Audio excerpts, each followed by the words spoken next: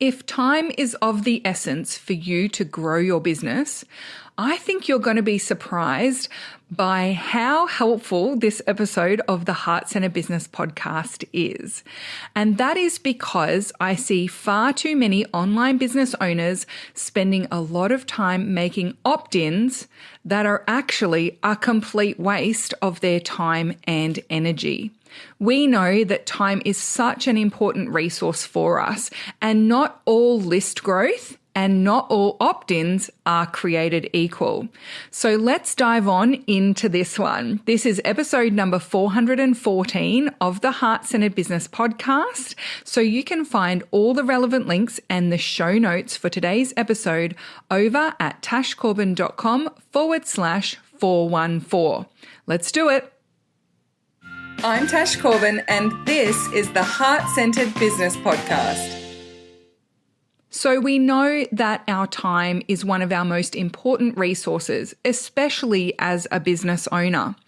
I don't know a lot of business owners who started their business so they could spend hours and hours a day wasting their time on things that don't actually create any traction. And I also know that pretty much every business mentor online talks about the importance of growing your email list. Therefore, for a lot of us, it would be easy to make the assumption that all time and energy invested in list growth is going to be a good use of your time.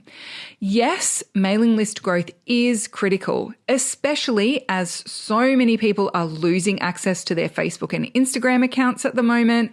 We're seeing this huge influx of AI generating accounts, reach issues, algorithm issues, and whilst I still think social media is a brilliant platform for us to grow our businesses, I also know that having the safety net of a growing mailing list that is being filled with your ideal clients is a really good safety net to be able to fall back on.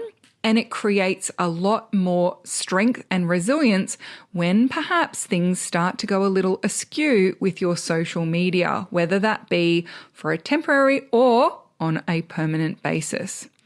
But just because mailing list growth is critical doesn't mean that all time spent growing your mailing list, creating new opt-ins, is necessarily a good investment of your time. There are certain opt-ins that I see people creating that are in fact a waste of their time, even if those opt-ins get new people onto your mailing list. Why would I say that an opt-in that gets people onto your mailing list is a waste of time? That's because growing your mailing list isn't actually the number one job of an opt-in. I'll say that again. Growing your mailing list is not the number one job of your opt-in. You need to build your opt-ins to do their number one job effectively. And the number one job of an opt-in is to move the right people, i.e. your ideal clients, closer to purchase readiness. So if you have created an opt-in that fills your mailing list with people who are not your ideal clients, who are not the right people, and if that opt-in does not move anyone closer to purchase readiness, then it's actually a waste of your time. I see people create opt-ins that are things that they'd really like to share with their audience or that they think would be a nice thing to create for their audience, but they haven't actually determined would it attract and move their ideal clients closer to purchase readiness. I see people who even create their opt-ins based on things that are not their zone of genius for their business, and they don't feel comfortable charging for that because it's not actually what their business is about. So they create a bunch of free opt-ins to deliver that training or to deliver that information. But all it's doing is filling your mailing list with people who do not want to learn from you in your zone of genius, i.e. they don't want the thing that you charge for. I've even seen people create opt-ins based on what their audience asked for. and they haven't discerned whether that thing is best served as an opt-in, is going to move their audience towards purchase readiness, or whether it's actually their ideal clients within their audience that are asking for that particular opt-in. So we want to create an opt-in that does its job if we want to create opt-ins that aren't wasting your time. And whilst I understand it is lovely to create free resources that people find helpful, that's not actually growing your business. It's lovely to create free trainings that are topic areas that are hot right now and people are excited about. But if that's not going to increase the likelihood that people buy something from you, you're investing a lot of time serving an audience that are not going to pay you. And for most online business owners who follow me, that is not what they want to be doing right now. They have a critical income level that they need to be getting to. They have big, ambitious growth strategies for their business because they want their business to be a sustainable, profitable, aligned business that they can rely on income from.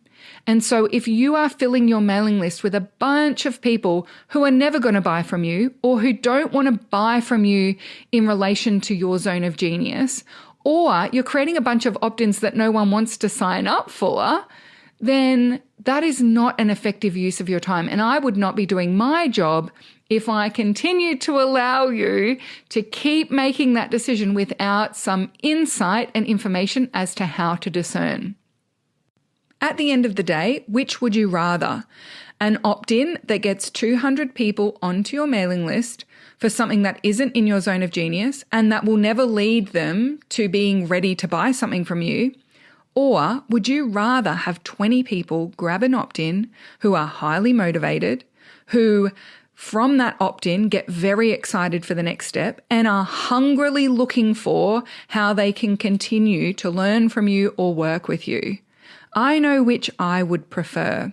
So not all metrics are created equal when it comes to creating an opt-in that does an effective job of growing your business.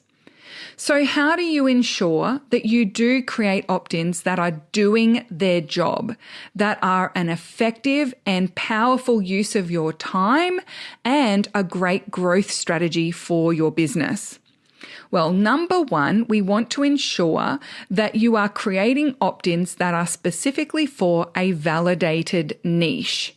And what I mean by a validated niche is that we've selected the group of people in your audience that you want to market towards. That's your niche. And we have validated that that group of people are motivated to invest in achieving their big goal that you help them to achieve.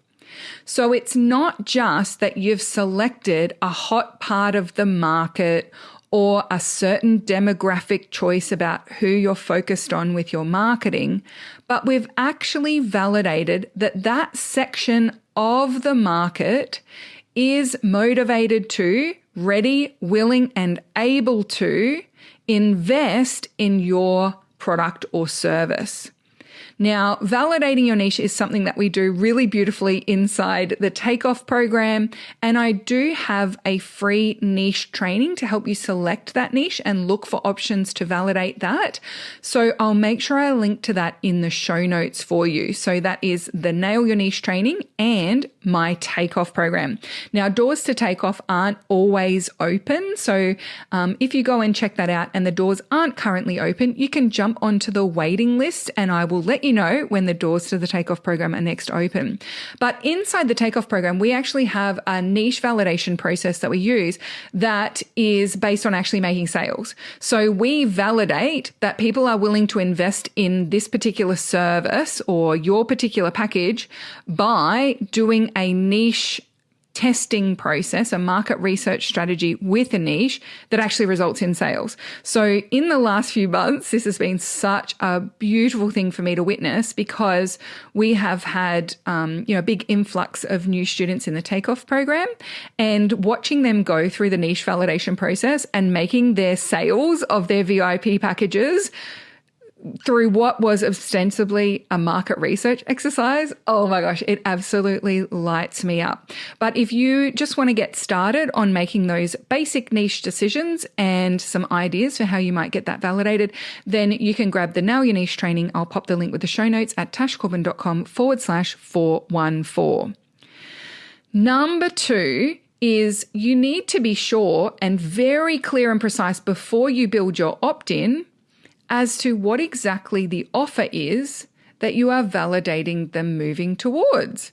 Now, that might sound really obvious, but the number of people who come up with ideas for free resources or opt-ins without actually clearly understanding the line of sight, the pathway from that opt-in to their offer is actually enormous. And it's a big risk that you're taking, and it is the most likely reason why your opt-in is actually a waste of time. So I see people say, oh, I'm going to run a webinar and I'm not going to do an upsell at the end because I just want to grow my list. Well, actually, you're wasting your time. If there are people who are on that webinar who are itching and hungry to work with you and they want to know what the next steps are, and you do not proactively present a solution, they'll go and find someone who will take their money.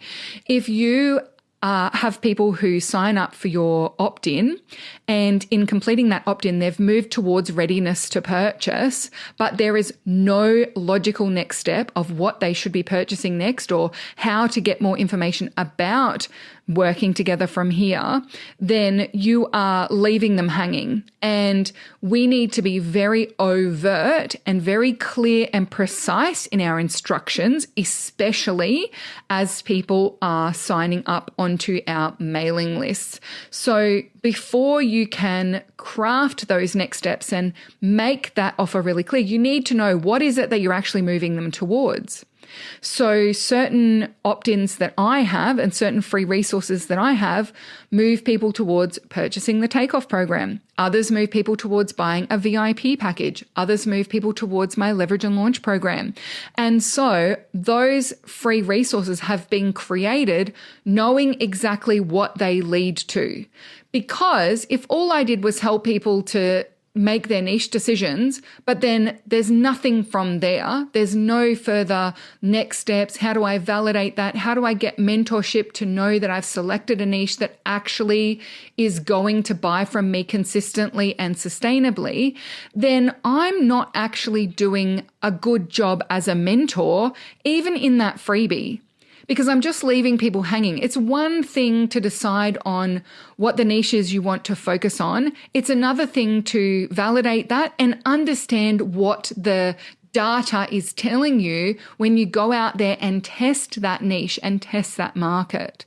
And so if I don't let people know exactly how to get that support, exactly how I can help them to validate that niche and get that industry level feedback, that market research through making sales, then I'm just leaving them dangling and leaving them, to be honest, out there potentially susceptible to someone else using niche-based language who's actually teaching very terrible niche strategies or teaching marketing strategies that go top down instead of bottom up. You'll find out more about what that means if you go and do my niche training. But, bottom up niche development is the low cost, low time investment, lean way to validate your niche by making sales. Other marketing strategists, other business mentors go top down in terms of telling people to go and grow an audience with people in that niche before they've ever validated that niche. And so if you're growing an audience and you're not sure whether that audience is actually the right fit and they're incentivized and motivated, ready, willing, and able to buy, then you're potentially growing an audience full of non-buyers. And so if I didn't make it very obvious how to work with me in the next stage, how to do that validation from the bottom up, then I'm potentially sending hundreds and hundreds of people who sign up for my niche training every month back out into social media land, back out into the market, ready to be swooped in on by some non-discerning, non-consent-based marketing strategist who's out there pushing reach as a business growth strategy. And we call those reach preachers in my community. And so I don't think I'd be doing a very good job if I did set people up for that and then left them beholden to whomever comes across their social media feed next. So making sure that you're clear on what is the offer that you are moving them towards. And again, have you validated that offer before you build the opt-in, before you design the process, will ensure that your opt-in can do its job of moving the right people closer to purchase readiness. Number 3, once you know who the niche is and what the offer is that you want them to be moving towards, now we need to understand and have clarity on what is their diagnosis of what is the problem and what is the solution that they think will get them towards that big goal. So your niche, your ideal clients, your target market has a specific and tangible goal that they want to move towards. So for my takeoff program, the niche is people who want to have a sustainable, profitable business making $5,000 to $8,000 a month. That's around the goal that most people who join the takeoff program are aspiring to. That's kind of the first stage of business growth. So if I know that that's their goal, it could be very easy for me to just assume that we are all on the same page about what will get them there. But I know better. I know that for people who have that goal in their business, often they will diagnose the problem, the reason why they are not achieving that income level right now, as being they're not reaching enough people or they haven't got a large enough audience. Whereas I know that in most cases, they don't have a validated niche and they don't have a validated offer. Their business foundations are not strong enough. And so I could run around the internet telling everyone, oh, you don't have a reach issue. You don't have an audience growth problem. You just need to validate your foundations. But those people who've already decided that they have an audience size issue or a reach issue are just going to go, yeah, that's lovely, but I don't even have an audience yet, or I don't even reach anyone on social media yet. So how on earth can I validate my message? How can I validate my offer if I don't even have an audience? And so rather than arguing with people on the internet and telling everyone that they're wrong, I understand that people need me to meet them in the middle. They need me to validate their beliefs about what will help and help them to grow their reach and grow their audience, which I do. I have a lot of free resources that help people to do that. And in the process, I help people to see the difference between growing your reach and audience with validated foundations versus growing your reach and audience with unvalidated foundations or with no foundations underneath. And so that means that when I create my opt-ins, when I create my free resources, I am giving my audience exactly what they want. They're signing up for the information that they're hungry for. I'm teaching them exactly what they want to learn, but I am also adding additional value by helping them to discern that not all activities, not all strategies that would help them to achieve that goal that they're going for, i.e. grow their reach and grow their audience, are going to be as effective as others. So you can see there, by knowing and understanding deeply what their diagnosis is as to why they aren't achieving that bigger goal, haven't got the reach, they haven't got the audience, I can then ensure that my opt-in is going to speak directly to the exact right people. But then number 4, within my opt-in, I need to facilitate that big light bulb moment, that big aha.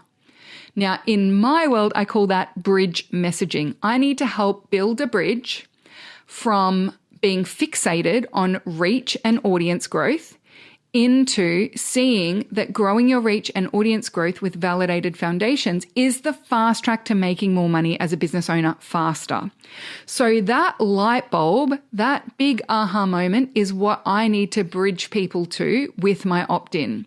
So I have an opt-in called Grow Your Audience, and you can find the link to that in the show notes of today's episode at tashcorbin.com/414. And you'll see this in action if you go and sign up for the Grow Your Audience free resource. business, right? So in that Grow Your Audience training, I help people to grow their audience. I help them to identify which audiences they have. I help them to identify which audiences are the most important to focus on growing in the first instance as a business owner. And I give them a 4-stage strategy on how to grow that audience. So I'm giving them exactly what they want and exactly what they've asked for.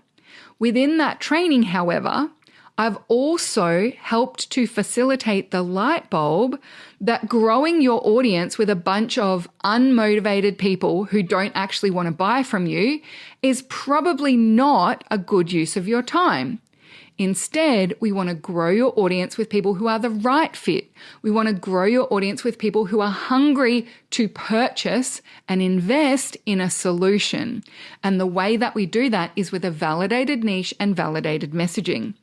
So in that opt-in, I'm not only delivering on what they want, I'm also facilitating that light bulb moment. And then number 5, we want to maximize the completion of the opt-in. So it's one thing to have 200 people sign up to your opt-in. It's another thing to have 200 people actually finish it. So when it comes to designing an opt-in, if you want to ensure that it's not a waste of your time or your audience's time, you really need to understand how to maximize the rate at which people actually complete that opt-in. Getting people on your mailing list is not enough. If they're not actually doing the opt-in, if they're not reading the ebook, watching the video series, listening to the audio training, or using the template or the checklist that you've created, whatever your opt-in might be, if they're not actually doing anything with it, it's just going into their digital graveyard or, collecting dust in some download folder somewhere, then it's not actually building the relationship with that person. You're not actually moving them towards that purchase readiness. They're just collecting something for later when they're ready to move towards purchase readiness. And so we want to ensure that when you design your opt-in, you're designing it with completion in mind. Things like minimizing the time, energy, and effort that it takes for someone to finish that opt-in. Making sure that you're focused on getting people straight to the outcome that they want as quickly as possible and not making them dilly-dally and waste their time and fluffing around the edges.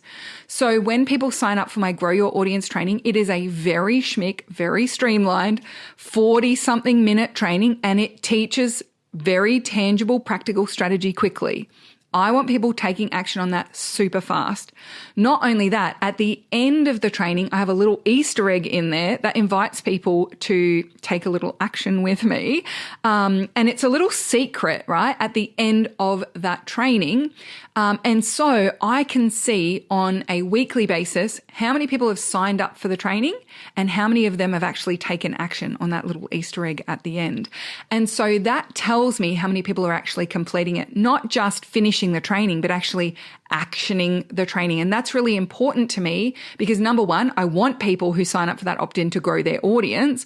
And number 2, once people start growing their audience and can see the difference between validated audience and one that doesn't have the foundations underneath it, then they are more likely to be ready to start talking about how I might be able to support them further. Now, that might be with another free resource. That might be jumping into something that's short term, like one of my free trainings, or jumping into one of my paid offerings like the Client Attraction Challenge, or they might be hungry to just fast track their results, get that validation through making sales, and join the takeoff program. So wherever they're up to in their journey, I get insight into that, and then I can help them to continue moving forward. And ultimately, that makes that opt-in a complete win-win, because the people who sign up for it are going to be growing their audience and moving towards validating their business and making sales.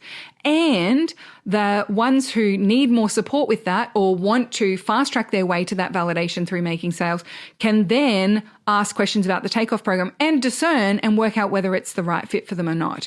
And I can, of course, help them to understand what their next steps might be.